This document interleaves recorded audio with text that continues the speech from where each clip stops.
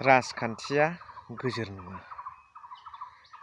राजखान्थिगिरिफोरनि थाखाय गावबागाव राजखान्थि हान्जानि सिङाव थानाय मावथिफोरखौ बेन्दोङाव लाबोबाय थानाया बिसोरनि खामानि आरो गाव पावाराव फैबाय थानो थाखाय राजखान्थियारि हान्जाखौ बोलो होनांगौआ बिथांमोननि खामानि। नाथाय आं बुंनो नागिरदों दिनैनि बे कन्टेन्टनि गेजेरजों राजखान्थिगिरि बिथांमोना गाव पावाराव थाबाय थानो थाखाय रायजो राजाफोरनि मोजां हाबा मावलांबानो नोंखौ सापर्ट होलांबाय थाखायो, लासैनो नोंनि पार्टियाव बास्लायबोयो। स' दिनैनि भिडिअ'आ जोबोद इन्टारेस्टिं जागोन। जोबनायाव प्रमद बर' बिथाङा साख्रिनि फारसे मा बुंदों बेखौबो आङो हैगोन भिडिअ क्लिप्स। नोंथांमोना भिडिअ'आव थाबाय थाबानो जाबाय।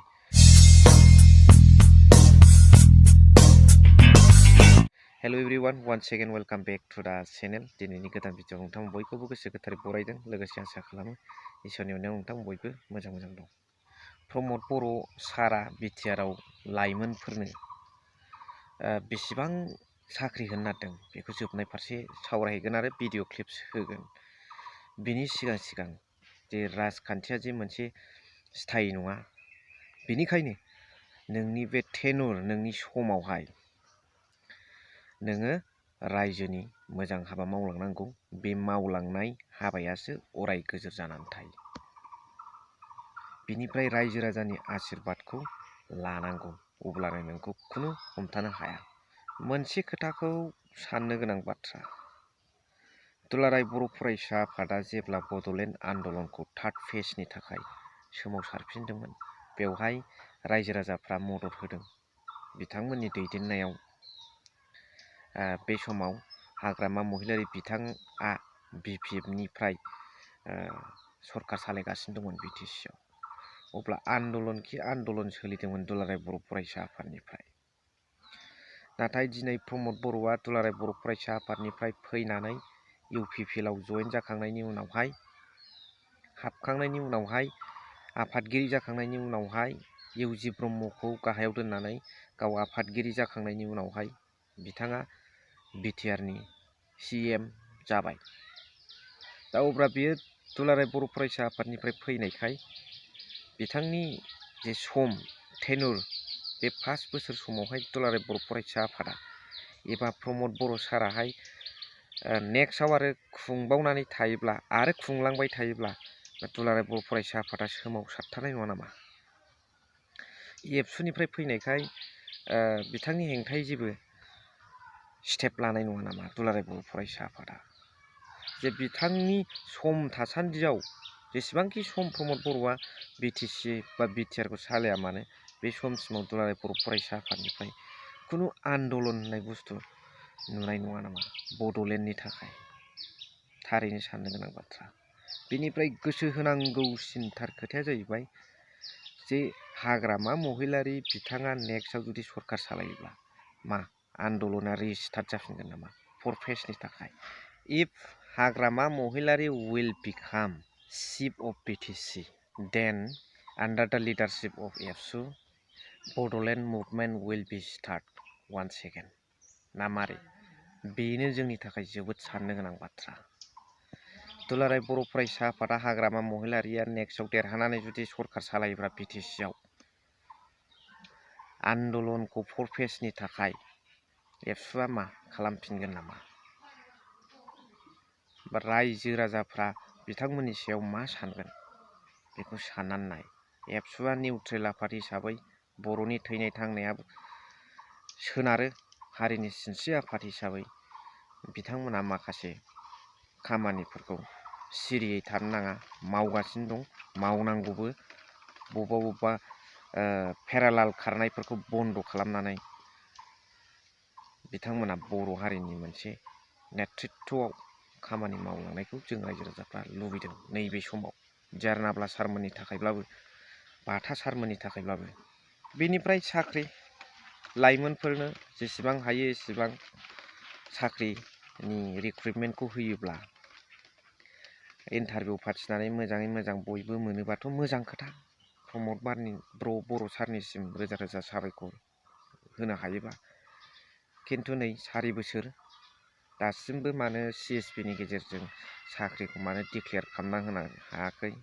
प्रमद बर' सारा थाब declare खालामनांसिगौ। इमिडिएटलि U have two declare through दा CSP फर दा आपकामिं इयुथ्स अफ BTC। नोंथांमोना थाब बेखौ फोसावना होदो आरो लाइमोनफोर बेखारफोरनि थाखाय सुबिदाखौ थाब थाब होलांबाय थादो। अब्लानो नोंथांमोना रायजोनि हाबा मावनाय लाइमोनफोरनि हाबा मावनाय हिसाबै जे सापर्ट मोनगोन, मावबावलांनो थाखाय सुबिदा मोनगोन। दा दिनै इयुथ्सफ्रा आरो माखासे रायजो राजाफ्रा मानो BPFआव गभर्नमेन्ट गैयाबाबो हाबगासिनो दं? नोंथांमोना थारैनो खामानिखौ मावदों ना खुगायावल' बुंदों ना मिडियानि गेजेरजोंल' फोसावदों? बे रायजो राजाफोरनि सायाव थाबाय आरो आङो बेनि सायाव नोंथांमोना मा कमेन्ट्स होयो आं बेखौ नेनानै थागोन। स' नोंथांमोना नैबे भिडिअ क्लिप्सखौ नायलांबानो क्लियारै बुजिनो हागोन। 39 फेमिलिनो फरेस्ट राइट एक्टनि आन्डाराव लेन्ड टाइटेलमेन्ट होनाय जादों। आङो बिथांमोननिसिम कंग्रेचुलेसन होदों, हामलायनाय बावदों। बिथांमोननि जिउआ, बिथांमोननि फेमिलिया, बिथांमोननि न'खरा इयुनाव गोजों जाथों, जौगाथों, बेखौनो अबंलावरिनि खाथियाव आर'ज गाबदों। दुलाराय बर' फरायसा आफादनि गोलाव समनि डिमान्डमोन, बर' रायजो राजानि डिमान्डमोन जे जेसेबां जोंनि सुबुंफ्रा फरेस्ट ओनसोलाव रायजो जादों बयबो हानि मोन्थायखौ मोननांगौ। थांनाय सरकारनि दिनाव बेखौ माखासे राजनिति खालामनाय जादोंमोन। इलेक्सन फैबा फर्म रानो, सार्भे खालामो, नाथाय होआ। नाथाय जोंनि सरकार फैनायनि समाव दायो बोसोरथामाव 1 लाखनिख्रुइ बांसिन फेमिलिनि लेन्ड प्रब्लेम, हानि प्रब्लेमखौ जोङो जेंनाखौ जों फोजोबबाय। आरो फरेस्ट ओनसोलावबो गोबां रोजा रोजा सुबुंनो दिनै हानि मोन्थायखौ होनाय जाबाय। जोंनि बे ओनसोलजों लोगोसे सनितपुर आरो बिश्वनाथ ओनसोलावबो हानि मोन्थायखौ होनायनि थाखाय जों खामानि मावगासिनो दङ। दा नंखायनो फैगौ बोसोरनैयाव जोङो मिजिंथिदों 90% जोंनि जायफोर रायजो जानानै दङ फरेस्ट ओनसोलाव बिथांमोननि हानि जेंनाखौ जों फोजोबजोबगोन। मानोना बे हानि जेंनाया थानाय माने बिथांमोना गोबां जेंनायाव थायो। जायफोरा हा गैया बिसोरो PRC मोना, बेंक लन मोना, गभर्नमेन्टनि कुनु सुबिदाफोरखौ मोना, बिराद उसुबिदायाव थानो गोनां जायो। ओंखायनो बे मोनफ्रोमबो फेमिलिया बेबायदि जेंनानिफ्राय बिथांमोनखौ उद्धार खालामनो थाखाय जोंनि फरेस्ट EM रन्जित बसुमतारीनि दैदेननायाव, जोंनि रेभिनिउ, बिथाङा रेभिनिउबो EM, बे बिथांनि दैदेननायाव जोंहा डिपार्टमेन्टआ खोब गोख्रोङै खामानि मावगासिनो दङ। आरो फैगौ बोसोरनैयाव आं मिजिंथियो मेक्सिमाम जेंनाखौ जोङो सल्भ खालामनो हागोन आरो बे जोंनि रायजो राजाफ्रा हानि जेंनानिफ्राय बयबो उदां जानो हागोन। भिजिआर बे हायाव माखासे जेंना दङ बेखौ जों नायगासिनो दङ। नाथाय बे ओनसोलनि जेंनाखौबो जों फोजोबगोन, सिलिं सारप्लासनिखौबो फोजोबगोन। आरो जायफोरखौ लेन्डलेस होननानै दङ, बे लेन्डलेसफोरखौबो जों सार्भे खालामबाय थादों। गमामायैनो लेन्डलेस नंगौना नङा, बिथांमोननि जेंनाखौबो जों फोजोबगोन। जोङो जेरैखि जाया हानि जेंनाखौ फोजोबजोबनो थाखाय सानदों। आरो जायफोर दिनै हाफोरखौ आवग्रिना दङ नाङा बाङा, बै ओनसोलखौबो जों नोजोर होदों। थांनाय सरकारनि समाव बेवहाय कुनु पारमिसन गैयाजासे, कुनु फर्मेलिटिस गैयाजासे हाजार हाजार बिगा साहा बागान बायदिसिना बानायना लादों। बेफोरखौबो जों नोजोर होगासिनो दङ। दा गासैखौबो सल्भ खालामनो थाखाय जों नाजागासिनो दं। साख्रिया LP, ME आरो हाइ स्कुल लानानै गासै 28,000निख्रुइ बारा फैगौ मास मोनथामनि गेजेराव इन्टारभिउ जानानै एपइन्टमेन्ट जाजोबगोन। बाखि BTC नि जि जादों, जोंहा साननैसोनि उनावनो जों जेला CSB खौ फोसावगोन, बिनि उनावनो BTC नि 3,000सो जि भेकेन्ट पस्ट दङ बेखौबो जों फुलफिल खालामगोन।